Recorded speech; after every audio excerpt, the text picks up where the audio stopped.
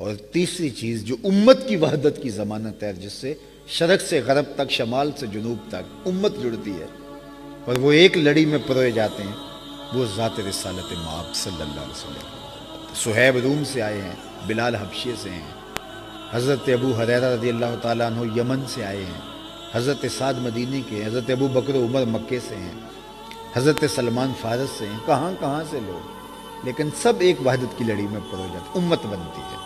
تو ایک ذات ہے جو سب کو جوڑتی ہے، وہ ذات تمام لوگوں کے لیے وحدت کی علامت بنتی ہے۔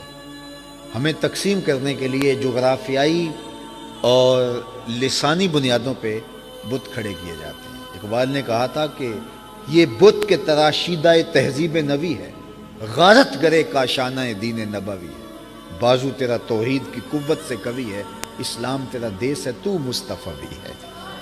یہ ہمیں ایک چیز کھڑا کرتی ہے۔ حضرت سلمان فارسی سے، اللہ اکبر، ان کی بھی طویل داستان، صحابہ میں سب سے لمبی عمر حضرت سلمان فارسی، 350 سال زندگی پائی۔ جنہوں نے کم عمر بیان کی ہے ان کی کہ روایت، انہوں نے 250 سال لکھے ہیں۔ 250 سال سے لے کر 350 سال تک کی روایات ہیں۔ کم از کم ان کی عمر، جو سب سے کم درجے کی روایت ہے یعنی عمر کے حساب سے، وہ 250 سال کی ہے۔ چلو یہی مان لیتے ہیں، تو اتنی لمبی کسی صحابی کی عمر نہیں ہے۔ سب سے طویل العمر یہ تھے۔ یہ ایک مجوسی کے بیٹے اور امیر کبیر خاندان سے تعلق۔ تو باغوں میں سیر کے لیے جاتے تو راستے میں ایک راہب کا کٹیا تھا، اس کے پاس اٹھنے بیٹھنے لگے۔ اس کی باتوں میں خوشبو محسوس ہوئی تو رک گئے۔ باپ کو پتہ چلا تو اس نے منع کیا کہ ہم تو مجوسی ہیں اور یہ اہل کتاب ہیں، تو ان کے پاس نہ بیٹھا کرو۔ لیکن بیٹے کو سمجھ آ گئی تھی کچھ، تو اس نے باپ کی بات نہ مانی اور پھر بھی مجبوراً بیٹھنا پڑا اس کے بعد، چونکہ اس کے دل میں طلب ایک پیدا ہو گئی تھی۔ تو باپ نے غصے سے گھر سے نکال دیا۔ تو سلمان فارسی حق کی تلاش میں نکل کھڑے ہوئے، گلی گلی خاک چھانتے چھانتے ایک پادری سے جا کے ملاقات ہوئی اور اسے جب محسوس ہوا انہیں کہ یہ کوئی خدا رسیدہ شخص ہے، تو ان کے پاس بیٹھنے لگے اور ایک مدت گزار دی، ان کی خدمت کرتے رہے حق کی تلاش میں۔ مدت مدید ان کی خدمت میں گزری۔ ایک دن انہوں نے تنہائی میں بلا کے کہا، سلمان تو نے میری بڑی خدمت کی ہے اور اب مجھے لگتا ہے میرا وقت آخر آ گیا ہے، تو میری تدفین کے بعد تو غموریا چلے جانا، وہاں ایک پادری ہے جو خدا رسیدہ ہے، تمہیں خیر مل جائے گی۔ کہتے ہیں وہ فوت ہو گیا، میں تدفین کی اور غموریا کا راستہ لیا، اس نشان کا شخص مجھے مل گیا، وہ واقعی اچھا شخص تھا اور میں اس کی صحبت میں پھر ایک لمبی زندگی گزاری۔ ایک دن اس نے مجھے تنہائی میں بلا کے کہا کہ تو نے میری بڑی خدمت کی ہے، اب میں بھی جانے والا ہوں، اور عیسائیت میں کوئی شخص نہیں بچا جس کے پاس میں تجھے بھیج سکوں، لیکن تو نے خدمت بڑی کی حق کی تلاش میں۔ تجھے میں راز کی بات بتاؤں، نبی آخر الزمان کے ظہور کا وقت آ گیا ہے اور وہ ہجرت فرما کے مدینے آئیں گے، یثرب آئیں گے، جا ان کی خدمت کر۔ تو کہتے ہیں کہ میں نے اس کو کہا کہ میں نے در در کی خاک چھانی ہے، اب یثرب جاؤں، کوئی شخص بھی مدعی ہو سکتا ہے، تو میں کہیں پھر دھوکے میں نہ آ جاؤں، تو مجھے کوئی ایسی پکی نشانی بتا کہ میں صحیح منزل پر پہنچ جاؤں۔ تو اس نے کہا ہاں، اس کی 3 نشانیاں ہوں گی۔ سب سے پہلی نشانی کہ وہ صدقہ قبول نہیں کرے گا، دوسری نشانی وہ ہدیہ رد نہیں کرے گا، تیسری نشانی یہ ہے کہ اس کے 2 کندھوں کے درمیان مہر نبوت ہو۔ کہتے ہیں 2 دن کے بعد وہ انتقال کر گیا اور میں تدفین کرنے کے بعد یثرب کی طرف جانے والے قافلوں کی ٹو میں لگ گیا، تو مجھے ایک قافلہ مل گیا، ان کے ساتھ سفر کا آغاز کیا۔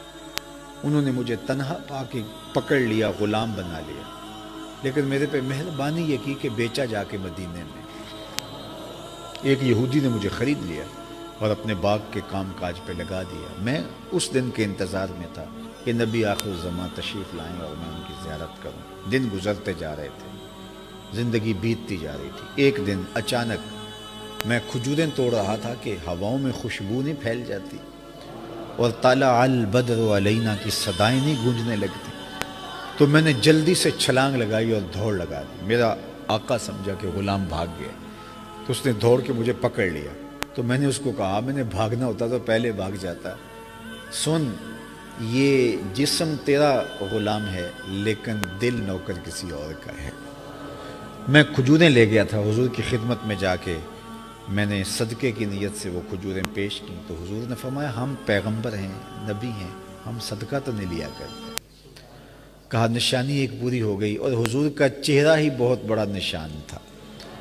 میرا جی چاہتا تھا ابھی حضور کے ہاتھ پہ بیعت کر لوں، لیکن میں رک گیا۔ میں نے کہا کہ میں نے در در کی خاک چھانی ہے، شب ہجر کی سختیاں کوئی اس سے جا کے پوچھے، تیری راہ تکتے تکتے جسے صبح ہو گئی ہو۔ کہا میں نے سوچا میں نے بھی اتنی مشقتیں کاٹی، نشانیاں 3 پوری ہو ہی لے تو پھر مانوں گا۔ تو خیر کچھ دن ڈال کے پھر میں کھجوریں ہدیے کی نیت سے لے گیا، پیش کی تو حضور نے قبول کر لی، لیکن تیسری نشانی دیکھنے کا موقع نہیں مل رہا تھا اور وقت گزرتا جا رہا تھا۔ ایک دن اچانک حضور میرے باغ میں تشریف لے آئے، اور حضور نے قمیض اتاری ہوئی تھی اور چادر حضور نے اپنے کندھے پہ ڈالی ہوئی تھی، اور چادر کے پیچھے مور نبوت والی جگہ چھپی ہوئی تھی۔ ہوا چل رہی تھی ہلکی ہلکی، اور میں حضور کے پیچھے پیچھے ہوتا تھا۔ میری آرزو یہ تھی کہ کوئی ہوا کا تیز جھونکا آئے اور چادر ہٹے اور میں مہر نبوت دیکھ لوں۔ حضور میرے ارادہ قلب سے آگاہ ہوئے، فَأَلْقَ إِلَيَّ رِدَاءَهُ، چادر اتار کے حضور نے میری جانب پھینکی اور اپنی کمر کو خم دے کے میری جانب کرتے ہوئے کہا انظر الی ما امرت بہ، اس پادری نے جو بتایا تھا دیکھ لے۔ تو کہا میں نے دیکھا حضور کے 2 کندھوں کے درمیان مہر نبوت۔ تو آگے ہاتھ بڑھا کے کہا حضور مجھے اسلام میں بیعت کر لیجئے۔ اچھا اسلام میں بیعت ہو گئی تو اب زندگی کی معراج نصیب ہو گئی۔ در در کی ٹھوکریں کھائی تھیں، کبھی عرش پر کبھی فرش پر، کبھی ان کے در کبھی در بدر۔ غم عاشقی تیرا شکریہ، میں کہاں کہاں سے گزر گیا۔ جب منزل ملی تو پھر وہ سارے دکھ ماضی کے یاد آئے، وہ ساری مشقتیں یاد آئیں، اور پھر زاروں کے تار رونے لگے تو حضور نے ایسے باہیں پھیلا لی اور سلمان فارسی کو اپنے سینے سے سمیٹتے ہوئے کہا سلمان منا اہل البیت، لوگوں سن لو سلمان میرے اہل بیت سے ہے۔ ان کو اپنے اہل بیت کا فرد قرار دے دیا۔ اب حضرت سلمان فارسی سے کوئی پوچھتا تھا تمہارا نام کیا، تو وہ کہتے سلمان بن اسلام۔ تو وہ کہتے یہ کیا، باپ کا نام بتاؤ، تو وہ کہتے 100 بار بھی پوچھو گے تو یہی بتاؤں گا، سلمان بن اسلام، میں اسلام کا فرزند ہوں، مجھے عزت اور شناخت اسلام نے دی ہے۔ تو یہ نسبتیں جوڑتی ہیں، امت جڑ جائے، کاش امت بن جائے۔ میں پورے ملک میں یہ کہہ رہا ہوں کہ یہ جو خاکے تراشے جا رہے ہیں، امت اگر امت بن کے کھڑی ہو جائے تو کفر کے لیے یہ پیغام ہی کافی ہے۔ ہمارا یہ تصور کہ ہم امت بن جائیں تو کیا کفر اس سے کپ کپانی اٹھے گا؟ فروغ آدم خاکی سے انجم سہمے جاتے ہیں کہ یہ ٹوٹا ہوا تارا مہ کامل نہ بن جائے۔ اگر ہم ٹکڑیوں میں ہی بٹے رہتے ہیں، ہم گروہ بندیوں میں تقسیم در تقسیم کے عمل سے ہی گزرتے رہتے ہیں، ہم ایک دوسرے کے جبے اور پگڑیاں ہی پھاڑتے رہتے ہیں، ہم ہر وقت تشدد اور افتراق کے بیج بوتے رہتے ہیں، نفرتوں کے ہی کانٹے اگاتے رہتے ہیں، تو دشمن تو یہ چاہتا ہے اگر امت صحیح معنوں میں امت بن کے کھڑی ہو جائے، اور وہ کھڑی ہوگی حضور کے نام سے، اور جب حضور کی اہانت ہو رہی ہوگی تو امت اب بھی کھڑی نہیں ہوگی، تو پھر اس امت کا پھر جو ہے وہ کیا حال ہونے والا ہے وہ کسی سے مخفی نہیں ہے۔ بھٹکے ہوئے آہو کو سوئے حرم لے چل، اس شہر کے خوگر کو پھر وسعت صحرا دے، میں بلبل نالہ ہوں اس اجڑے گلستاں کا، تاثیر کا سائل ہوں محتاج کو داتا دے۔ اللہ اس امت کو صحیح معنوں میں امت بنا کے کھڑا کر دے، اور ہم وحدت کی لڑی میں ایسے پروئے جائیں کہ دشمن پر دھاک بیٹھ جائے۔